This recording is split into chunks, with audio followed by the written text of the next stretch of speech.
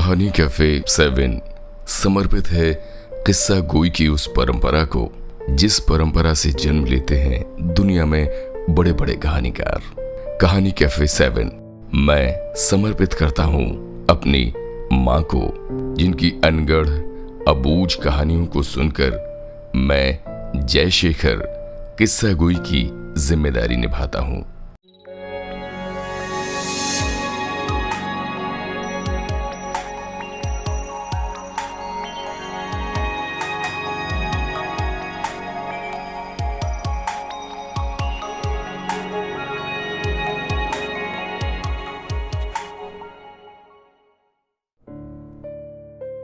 कहानी कैफे 7 में इस बार की कहानी है घड़ी साज। लेखक हैं मनीष वैद्य। कौन सा समय होता है घड़ी साज का? उसने चश्मे के अंदर अपनी कंजी और मिरमिरी सी आंखों से घूरते हुए दार्शनिक अंदाज में सीधे मेरी ओर उछाला था ये सवाल। मैं कतई तैयार नहीं था ऐसे किसी सवाल के लिए। मैं औचक खड़ा रह गया उसकी उलझी हुई मूंछ और सफेद दाढ़ी को देखते हुए। यंग मैन, मैं तुमसे पूछ रहा हूं। मुझे इस तरह विस्मित देखकर हंसा था वो। जब हंसा तो उसकी झुर्रियां भी हंसी थी, थुलथुली थरथराती देह भी, और उसका वो समय भी। वो हंसी जैसे हवा की तरह थी और भर गई थी हमारे चारों ओर। देर तक वहीं गूंजती रही उसकी हंसी। उस हंसी में मासूमियत थी और फूलों की तरह ताजगी। यकीनन वो हंसी आज के समय की नहीं थी, शायद बरसों पुरानी। लेकिन ऐसा कैसे हो सकता है कि कोई बरसों पुरानी ठहरी सी हंसी इतनी ताजी लगे? हो सकता है वो हंसी समय की रेखाओं को लांघते हुए आ पहुंची हो यहां हमारे समय में। वो हंसी जैसे किसी गहरे कुएं से आई थी, खनखनाती हुई, और अब उसी में लौट गई थी। मैं हतप्रभ था उस हंसी से और फिर सुनना चाहता था उसकी निश्चल खनक को धरती पर बिखर जाते हुए। लेकिन अब वो वहां नहीं थी। वो लौट चुकी थी उसी कुएं में जहां से कुछ देर पहले आई होगी। हम उस समय और उस हंसी से लौट रहे थे। उसके हाथ यंत्रवत घड़ी के अंदरूनी पुर्जों को टटोल रहे थे। उसके दाएं हाथ में एक छोटा सा स्क्रू ड्राइवर था। उससे वो किसी महीन से पुर्जे को खोलने की कोशिश कर रहा था। कुछ देर कोशिश के बाद भी जब पुर्जा नहीं खुल सका तो उसने अपनी बाईं आंख की पलकों को थोड़ा सा मिचमिचाते हुए लेंस की टोपी वहां चिपका ली। अब उसे पुर्जे बड़े दिखने लगे होंगे। वो जिस पुर्जे को खोलने की कोशिश कर रहा था आखिर वो खुल ही गया। उसके चेहरे पर सुकून का भाव आया। उसने लेंस की टोपी अपनी आंखों से निकालकर टेबल पर रख दी। उसका मोटे लेंस और काली फ्रेम वाला चश्मा नाक तक फिसल आया था। अब वो सीधा मेरी आंखों में झांक रहा था, जैसे उसे वहां किसी पुर्जे के खुलने का इंतजार हो। मैं एक पल के लिए अचकचा गया। सच पूछो तो मैं डर गया था अंदर तक, उसकी सवाल करती मिरमिरी आंखों से या अंदर तक झांकती उसकी एक्सरे की तरह निगाह से। नहीं, शायद कुछ और ही था जिसे मैं फिलहाल साफ साफ नहीं समझ पा रहा था। मैं अपनी झेप मिटाने के लिए ऊपर से सहज होने की अपने तई तमाम कोशिशें कर रहा था, लेकिन ना जाने क्या था कि सहज होने के बदले और ज्यादा सहम जाता। उसकी 5 बाई 7 फीट की दुकान में आने से पहले तक सब कुछ ठीक ठीक था। मैं भी सहज था, बल्कि खुद को बाजार का देवता समझ रहा था। हर तरफ सिर झुकाए अजीजी करते और बड़ी बड़ी दुकानों में जी सर, यस सर, जी सर, यस सर करते लोग। हर कोई मेरे एक इशारे पर बिछ जाने को तैयार था। धन्ना सेठ आओ साहब, पधारो साहब कर रहे थे। लेकिन इस कमजोर और थरथराते बूढ़े में न जाने कौन सी हिम्मत थी कि वो अकड़ से खड़ा था और मेरी आंखों में झांक रहा था, जैसे उसके लिए मेरा कोई मोल ही न था। उसकी इस अकड़ के पीछे कोई ऐसी बात नजर नहीं आती थी। फिर भी वो इतना इतरा रहा था अपने फन पर या अपनी खुददारी पर। वो इसी तरह का रहा होगा पहले से।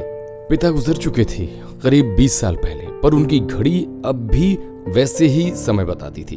ये बात अलग थी कि अब मेरे बच्चे उस हाथ घड़ी में समय नहीं देखते हैं।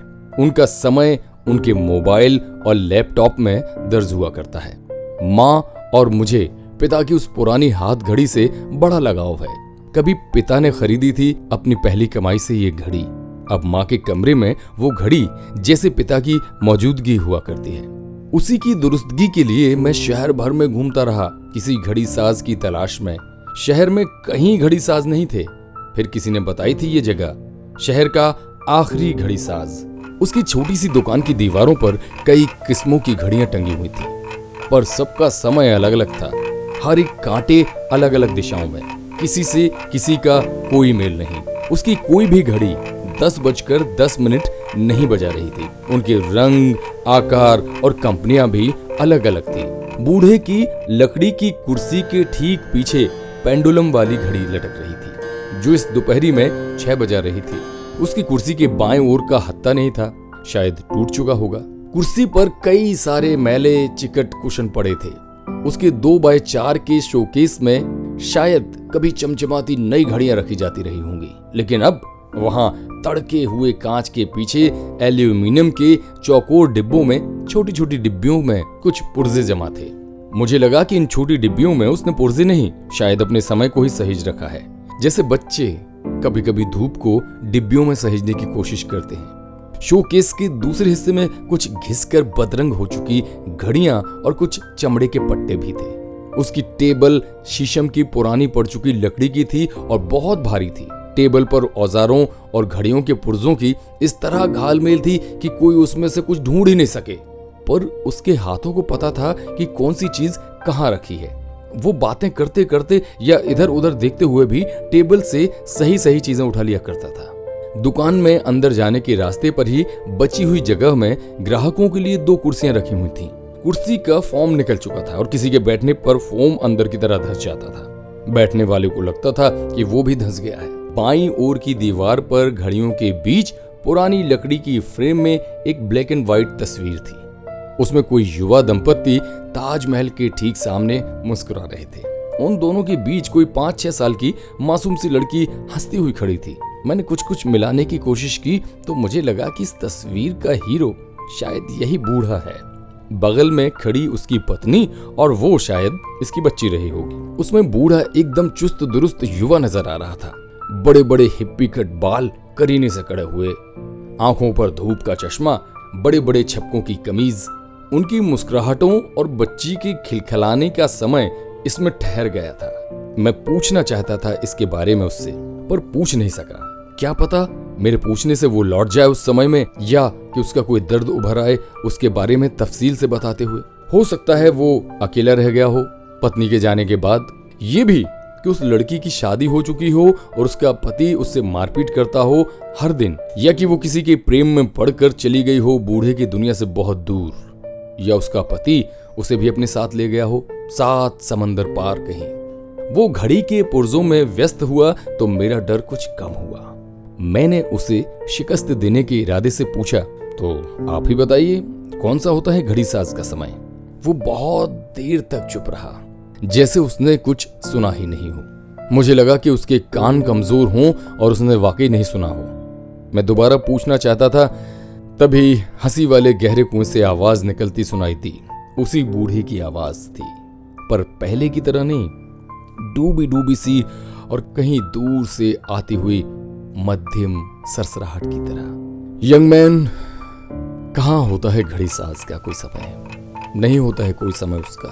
वो दुनिया के समय को बदलने, ठीक करने और अपनी तरह का समय बताने की एवज में अपना समय भुला देता है। समय बीतने पर क्या बचता है?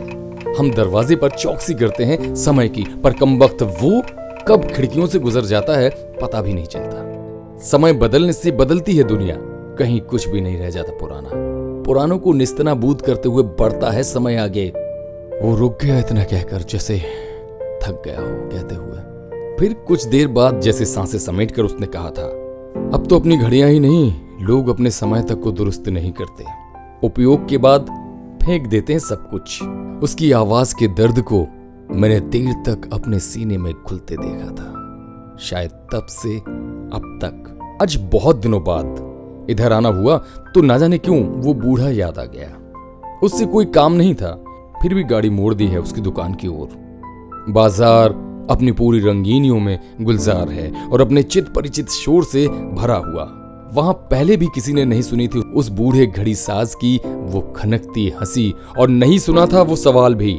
देखता हूं अब वहां घड़ी साज की कोई दुकान नहीं है। पास का चमचमाता शोरूम अब बूढ़े की दुकान में घुसकर और चौड़ा हो गया है। मैं पूछता रहा पर किसी को नहीं मालूम था उसके बारे में, सिवाय जावेद के। सामने की पट्टी में साइकिल बेचने वाले जावेद भाई ने बताया कि एक रात सदमे में वो घड़ी साज चल बसा। अपनी जवानी के दिनों से थी यहाँ उसकी दुकान, पर कुछ महीनों से इसे लेकर वो तनाव में था। दुकान का मालिक उस पर इसे खाली करने का दबाव डाल रहा था। उसने कुछ और दिनों के लिए गुहार की, लेकिन किसी ने नहीं सुनी। वो सहता रहा कई दिनों।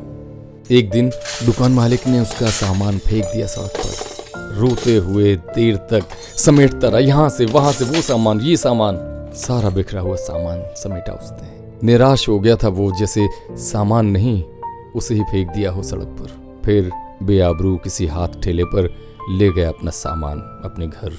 इस तरह बेदखल होने की रात उसकी आखिरी रात हो गई। उसका इस भरी पूरी दुनिया में कोई नहीं था। उसकी लावारिस देह को कोई ले गया था मरघट तक। न जाने कौन था। मुझे लगा उसका समय और उसकी घड़ियां भी चली गई हैं, शायद उसके साथ ही कहीं दूर, बहुत दूर। तो कैसी लगी आपको ये कहानी? अगर आपको ये कहानी पसंद आई है तो इसे लाइक और शेयर करें, और हमारे इस चैनल को सब्सक्राइब भी जरूर करें। अगर आप भी कहानी लिखते हैं, आपके खजाने में भी हैं कुछ कहानियां, तो हम तक जरूर भेजें। हम इंतजार करेंगे आपकी कहानियों का। हम फिर हाजिर होंगे, तब तक खुश रहिए।